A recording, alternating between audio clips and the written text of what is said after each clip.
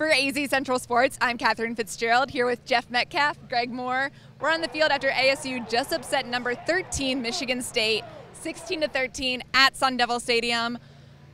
We're going to start with what happened from you, Jeff, before we go to how it happened with you, Greg. So, late game play, break it down for us. Yeah, I'll tell you how I felt. You know, there you could sort of feel the heat starting to take an effect.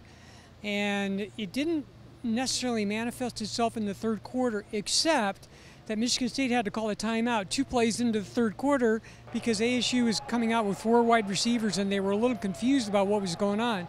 Well, later on, not having that timeout, you know, played into the fact that ASU was able to run the clock out. By the time you got to the early fourth quarter, I think you could start to see they're not nearly doing what they did on offense early in the game. They're not sustaining drives. They're punting the ball back to ASU. Then what happens? ASU strikes for a big, finally breaks through with a touchdown on 2 plays, ties the game up. Basically by then, I think Greg would agree with this, I felt like ASU had control of the game, and it was just a matter of how it was going to finish up. And sure enough, they stopped him again, got the ball back, killed basically the last 5 minutes of the game. I thought it was great time management by ASU at the end of the game and taking advantage of having the home field, the heat, the late start for Michigan State, all that we talked about before the game all came into play. Yeah, and you mentioned running the clock out. That eventually led to Brandon Ruiz coming on with 3 seconds left to get the field goal, sealing the win as time ran out. Greg, what were you seeing that led up to that? Sun Devils belief. Arizona State completely believes in everything that Coach Herman Edwards has given them, that Coach Danny Gonzalez has given them, that Coach Rob Likens has given them. They trusted the game plan, which was spread Michigan State out, go sideline to sideline. And there wasn't a lot of movement early on in the game, right? That offense was very stagnant, but they believed that it was the right thing to do, and they kept executing. And sure enough, after a while, Michigan State inevitably got tired, as Jeff was saying, and that opened up some opportunities. They believed that their preparation had them in position to win the game. Manny ends up going on a scramble. N'Keal Harry holds his block. Manny slides, stays in bounds. They get the ball down close to the end zone. They don't worry about going for a touchdown. They take a couple of knees. They kick the field goal. It's over. They practice that scenario. It's what they just told us in the press conference. They said they work on these things, and they believe it to be true, so they fully trust it. Herman Edwards said he had to earn that trust, but we're only 2 games into the season. You couldn't have had a better win in week 1, 49-7. It was 49-0 before UTSA finally scored.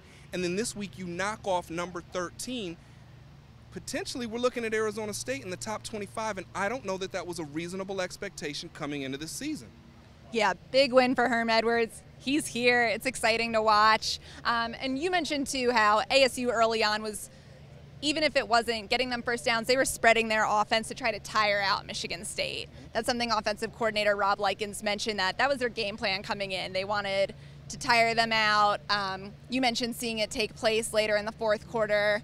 What else do you think was happening on the Michigan State side that allowed ASU to leave with the win? I think it was really interesting in the first half because there were some times there where ASU could have fallen into a pretty deep hole. And if you remember, Michigan State went down the field. They're already ahead in the game. They're about to add to the lead, and ASU comes up with an interception in the end zone. I mean, there were some key points of this game where it could have gotten away from them. And I thought Brian Lewerke did a very nice job, and they had the kind of sustained drives that ASU was fearful of them putting. They had a 7-minute, 30-second drive. They had a 5-minute, almost a 5.5-minute drive.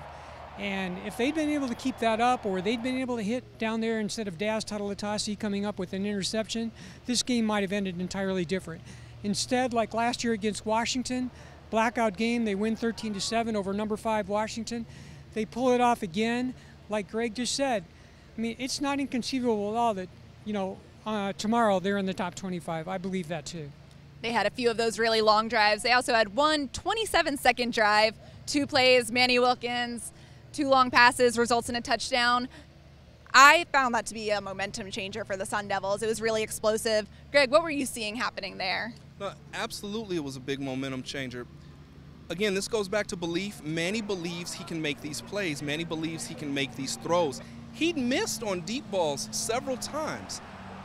They called a play, Arizona State called a play that you hadn't seen. Kyle Williams breaks open and Manny fires, boom, with a strike. Kyle makes one little move, gets up the field, it's 30-something yards. The next play, Manny delivers. They decide to go one-on-one on N'Keal Harry. Michigan State covers N'Keal one-on-one.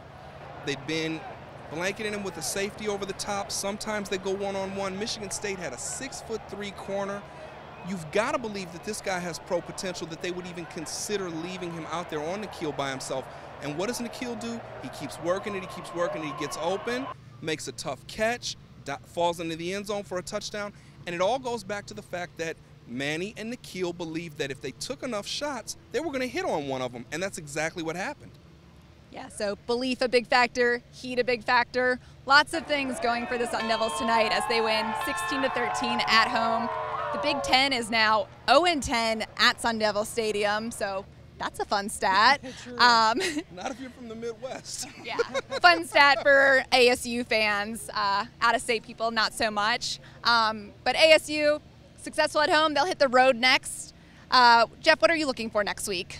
Well, they're going to San Diego State, and of course, the big storyline there is going to be the return of Danny Gonzalez, the defensive coordinator, and the cornerbacks coach Tony White, where they coached last year and before that.